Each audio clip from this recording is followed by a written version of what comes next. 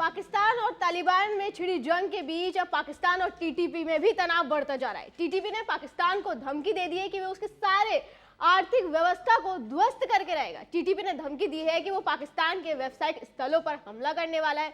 ऐसे में कैसे बचेगा पाकिस्तान, ये सबसे बड़ा सवाल है सर। सबसे बड़ी बात तो ये है निकिता कि तहरीक तालिबान पाकिस्तान ने ये ढूंढ निकाला है कि पाकिस्तान के व्यवसायिक स्थल कौन से हैं। वैसे दुनिया नहीं जानती है कि पाकिस्तान कुछ व्यवसाय भी करता है टेररिज्म के अलावा, ये बड़ी बात है। तो टीटीपी ने कुछ जगह खोज निकाले हैं जिनके बारे में टीटीपी कह रहा है कि उनको वो निशाना बनाएगा। मैं एक बार दर्शकों को बता दूं कि टीटीपी ने जिन जिन कंपनियों का नाम लिया है उनमें से नेशनल लॉजिस्टिक सेल, रावलपिंडी स्थित एक logistic firm, Frontier Works Organization, Fauji Fertilizer Company और एक वाणिज्यिक बैंक, इसके अलावा और भी संस्थाएं इसमें शामिल है। अब जिनका नाम टीटीपी में ने नहीं लिखा है वो ये है कि सीपेक, जो चीन का जो प्रोजेक्ट है, सबसे बड़ा दुनिया का प्रोजेक्ट बताया जाता है सीपेक, और जहां पर वो बकायदा बंदरगाह वगैरह भी डेवलप कर रहे हैं, उन सब पर टीटीपी अटैक करेगा। One road one belt project पर वो अटैक करेगा। टीटीपी या फिर बीएलए, ये जो पाकिस्तान के अंदर के जो अलग अलग मुहिम चलाने वाली संस्थाएं हैं, इनका सीधा सीधा मौक़िफ़ ये है कि उनका ये मानना है, जैसे हम लोगों ने पहले भी बात की, कि भाई आप हमारे रिसोर्सेज, हमारी चीज़ों का इस्तेमाल, उसका फायदा हमको तो नहीं मिल रहा, लेकिन उसका फायदा आप चीनियों को देना चाहते हो पैसों की बदौलत, और उसका फायदा आप इस्लामाबाद में बैठ के जो हुक्मरान हैं वो ले रहे हैं, या फिर आर्मी के जो ब्रिगेडियर्स हैं, जनरल्स हैं, वो ले रहे हैं। टीटीपी क्या है? टीटीपी उसी तालिबान का फ्रैक्शन है जिस तालिबान को एक दौर में पाकिस्तान सपोर्ट कर रहा था कि जाओ लड़ो, अमेरिकियों को भगाओ अफगानिस्तान से। तालिबान के बहुत सारे लीडरान, जब 9/11 हुआ उसके बाद से अमेरिका ने जो ऑपरेशन अफगानिस्तान में चलाया, तो बहुत सारे तालिबानी लीडर्स, तालिबान के लड़ाके डुरंड लाइन से होते हुए पाकिस्तान में दाखिल हो गए। पाकिस्तान उस दौरान पैसा भी दे रहा था तालिबान को, लड़ने के लिए हथियार भी दे रहा था, खाने पीने के लिए बिरयानी भी दे रहा था। तो ये सब कुछ पाकिस्तान बैकडोर से कर रहा था तालिबान के लिए। लेकिन जब उनको ये उम्मीद थी, जैसा हम लोगों ने बात भी कई बार हम लोग कर चुके हैं, कि भाई उनको ये लगा था कि तालिबान जब काबुल में हुकूमत में आ जाएगा तो तालिबान के लड़ाकों के जरिए वो अपने बाकी काम करा सकता है। वो चाहे भारत के खिलाफ कुछ करना हो, ईरान बॉर्डर पर कुछ कराना हो, या दुनिया के अलग अलग देशों में पाकिस्तान को कुछ कराना है, तो तालिबान के जरिए करा सकता है। लेकिन जब तालिबान, जिस दौर में पाकिस्तान में बहुत सारे लड़ाकों और नेताओं ने जब शरण ले रखी थी, उसी दौरान पाकिस्तान की कुछ नीतियों के खिलाफ टीटीपी में ही, मतलब तालिबान में ही एक नया फ्रैक्शन खड़ा हो गया जिसको टीटीपी कहते हैं, तहरीक तालिबान पाकिस्तान। ये लोग पाकिस्तान में ही ऑपरेट करते हैं। लेकिन जब बहुत ज्यादा एग्रेसिव हुआ था तहरीक तालिबान पाकिस्तान, वो लगातार पाकिस्तानी आर्मी, पाकिस्तान के बहुत सारे, जैसे आपने व्यावसायिक स्थलों के नाम लिए जहां से उनका जो भी बिजनेस है, उन बिजनेस चीजों पर अटैक करना, बिजनेस रूट्स को निशाना बनाना, जब ये सब होने लगा तो पाकिस्तान को ये लगा कि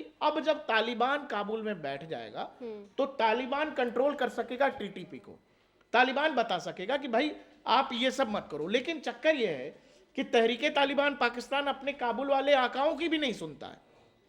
लेकिन पाकिस्तान को ये लगता है कि ये लोग क्या करते हैं, ये लोग पाकिस्तान में अटैक करते हैं, वापस अफगानिस्तान चले जाते हैं, और अफगानिस्तान का और पाकिस्तान बॉर्डर पर जो एयर स्ट्राइक हुई थी, वो एयर स्ट्राइक पाकिस्तान ने इसीलिए की थी कि उनको लगता है कि टीटीपी के लोग वहां से आते हैं, अपना काम निपटा के फिर वापस चले जाते हैं। तालिबान और पाकिस्तान के बीच जो असली जंग शुरू हुई है सर, वो 2007 में शुरू हुई है, लाल मस्जिद ऑपरेशन से। हाँ, तो वही मैं कह रहा हूँ कि ये फ्रैक्शन ऐसा नहीं है कि अचानक से आ गया, ये फ्रैक्शन तालिबान का ही एक हिस्सा है।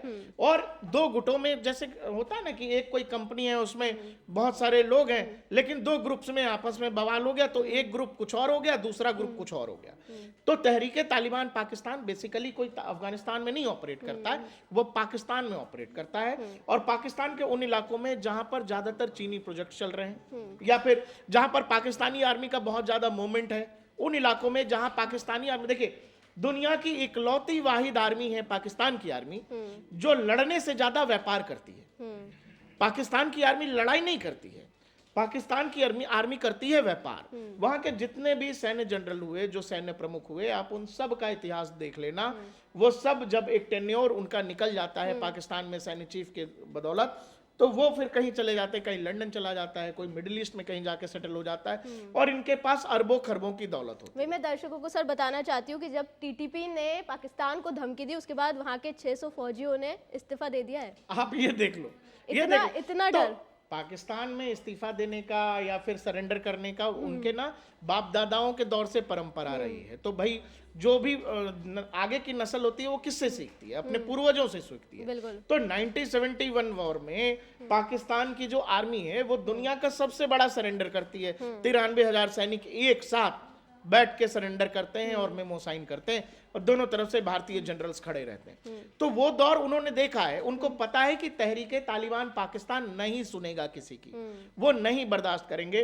पिछले 1-1.5 महीने में कम से कम टीटीपी के अटैक्स में कम से कम 50 सैन्य जवान जो हैं पाकिस्तान के वो चल बसे हैं। तो पाकिस्तान के वो सैनिक जिनको पता है कि पाकिस्तान आर्मी काम कैसे करती है, पाकिस्तान के जनरल्स काम कैसे करते हैं, वहां निगोशिएशंस कैसे होते हैं, और दो देशों के बीच जब कोई संबंध होता है तो वहां दो सरकारों का होता है कि सरकारें तय करती है, लेकिन पाकिस्तान की आर्मी तय करती है कि पाकिस्तान का किस देश से कैसा संबंध होगा। पाकिस्तान की आर्मी को यह लगा था कि वो एयर स्ट्राइक कर देंगे, अपने F-16 दिखा देंगे अफगानियों को, तालिबानियों को, तो वो डर जाएंगे। अब देखो पाकिस्तान दो तरफा लड़ाई में घिरा हुआ है। एक जो घर के अंदर की लड़ाई है वो भी टीटीपी लड़ रहा है, तहरीके तालिबान पाकिस्तान, कि वो उनके सैन्य अड्डों को निशाना बना रहे हैं, व्यावसायिक संगठनों को निशाना बना रहे हैं, व्यावसायिक स्थलों को निशाना बना रहे हैं, जहां से जो भी बची खुची इकोनॉमी है पाकिस्तान की, जो पाकिस्तान जिससे चल रहा है, उनको निशाना बना रहा है। दूसरी तरफ तालिबान है जो बकायदा काबुल कांधार से चल के 15-20 हजार से ज्यादा लड़ा के डूरन लाइन पर आ गए हैं। कई जगह तो ऐसे हैं कि हम लोगों ने पहले भी बात की है कि कई पाकिस्तानी पोस्ट उन्होंने कब्जा कर लिया है। वो बकायदा पेशावर पर दावा कर रहे हैं कि भाई पेशावर हमारा है। तो दो तरफ की लड़ाई पाकिस्तान को लड़नी पड़ रही है, एक घर में, दूसरा घर के बाहर। अब उसके समझ नहीं आ रहा है, जब तालिबान ने कह दिया है टीटीपी ने कि भाई अब हो गया बहुत, आर्मी को निशाना वो बना ही बना रहे थे, अब वो उनकी आर्थिक गतिविधियों को निशाना बनाने जा रहे हैं। आर्थिक गतिविधि पाकिस्तान में कितनी है ये दुनिया जानती है, लेकिन जो भी बची कुची चीजें हैं अगर उन पर भी टीटीपी अटैक करना शुरू कर देगी तो पाकिस्तान के लिए ये चौक जैसी सिचुएशन होगी। पाकिस्तानी अर्थव्यवस्था बिल्कुल रुक जाएगी। बिल्कुल रुक जाएगी। और देखिए एक बात ये है कि टीटीपी ने धमकी दी लेकिन पाकिस्तानी सेना की इस पर कोई भी प्रतिक्रिया सामने नहीं आई, उल्टा 600 फौजियों ने इस्तीफा दे दिया। वही मतलब इतना खौफ, वही मैं कह रहा हूँ, कोई समाधान नहीं निकाल पा भाई रहा जब पाकिस्तान आपको पता है, नीचे के जो सैनिक हैं उनको पता है कि हमारा जो जनरल है, हमारा जो लेफ्टिनेंट है, ये तो बिजनेसमैन है, ये तो जमीनों की डील कर रहा है, ये तो जमीनों में कमीशन खा रहा है, ये लाहौर, कराची, इस्लामाबाद में प्रॉपर्टी डीलर बना बैठा है, और यहाँ हमारे जनरल बना बैठा है। हमें ऐसे आदमी की जो बैठ के कमीशन खा रहा है किसी बिजनेस डील में, किसी प्रॉपर्टी डील में, वो सैन्य अधिकारी तो नहीं है। तो फिर सैनिक ऐसे अधिकारी की क्यों सुनेंगे? कोई भी सेना का जवान किसी भी देश का क्यों सुनेगा? और देखिए पाकिस्तान आर्मी, मैं फिर कह रहा हूं पाकिस्तान आर्मी नहीं है, ये लोग प्रॉपर्टी डीलर हैं। इनके जितने बड़े सीनियर अधिकारी हैं, जनरल्स हैं, लेफ्टिनेंट्स हैं, ये सब के सब प्रॉपर्टी डीलर हैं। इनका इंतजाम यही रहता है कि कराची में कोई प्लॉट मिल जाए, इस्लामाबाद में कोई बढ़िया बिल्डर फ्लैट खोल दें। वो नहीं, जैसे नए नए बिल्डर्स, जो बड़े बिल्डर्स होते हैं वो नई नई सोसाइटीज लॉन्च करते हैं। पाकिस्तान सेना के जो बड़े जनरल्स हैं वो बकायदा जमीन अलॉट करा के, सेना की जमीन जो सेना की प्रॉपर्टी है, सरकार से, सेना से के काम के लिए लेते हैं, लेकिन उन पर क्या बनता है? जनरलों की कोठी बनती है, जनरलों की सोसाइटी बनती है, और महंगे दामों में वो बेचे जाते हैं। तो सेना में काम करते हुए आप प्रॉपर्टी डीलिंग का काम कर सकते हैं, ये पाकिस्तानी आर्मी ने दुनिया को बताया। हमारे यहाँ के जो जनरल्स हैं, बड़े से बड़ा अधिकारी सेना का, आप उनका रिटायरमेंट के बाद उनको जाके देख लो, उनका जीवन उनके पेंशन पे चल रहा होता है, ठीक है ना, सरकारी आवास भी नहीं होता उनके पास। लेकिन पाकिस्तान की सेना से रिटायर हुआ बड़ा अधिकारी, उसका जाके देख लो, पहली बात तो वो पाकिस्तान में रुकता ही नहीं। ये प्रॉपर्टी डीलिंग का काम पकड़ने की वजह से मुझे लगता है कहीं ना कहीं वो समाधान नहीं निकाल पाते और इन्हीं सब चीजों में लगे भाई नहीं चाहिए उनको समाधान, वो वॉरियर्स नहीं है, उनको सेना का कंडक्ट नहीं पता है। वो लोग हैं जो 93,000 जब उनको लगा कि जान पे बनाई है, हम तो गलत फंस गए यहाँ, सरेंडर कर दो। तो क्या कर सकते हैं? तो बोला जी सरेंडर कर देते हैं, ये बेस्ट रास्ता है। तो सरेंडर करके भागने वाले लोग हैं।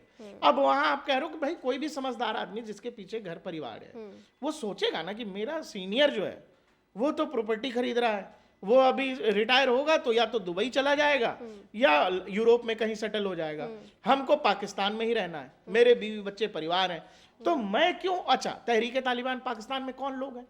वो लोग भी पाकिस्तान के ही हैं, तो वो लोग लड़ाई लड़ रहे हैं, अपने लोगों के हाथों हम क्यों शहीद हों? तो बढ़िया है कि जनरल साहब अपना प्रॉपर्टी डीलिंग करते रहें, हम अपना इस्तीफा दे दें। बिल्कुल भाई, देखिए इस सब से देख के तो यही पता लगता है कि पाकिस्तान थोड़ा समाधान निकालने में कमजोर पड़ जाता है और उसके लिए सरेंडर करना ही आसान रास्ता है। पाकिस्तान कोई समाधान का नाम नहीं है। पाकिस्तान समस्या है पहले दिन से, जिस दिन से वो मुल्क बना है। इस पूरे खित्ते में, एशिया में पाकिस्तान एक वैसा मुल्क है कि वो दुनिया की समस्या तो पहले हमारे लिए था, अब वो दुनिया के लिए समस्या है निकता। तो पाकिस्तान के अंदर कोई समाधान नहीं है, ना उनके यहाँ कोई समाधान ढूंढता है। अभी के लिए इतना ही। आप देखते रहे DNP इंडिया। नमस्कार।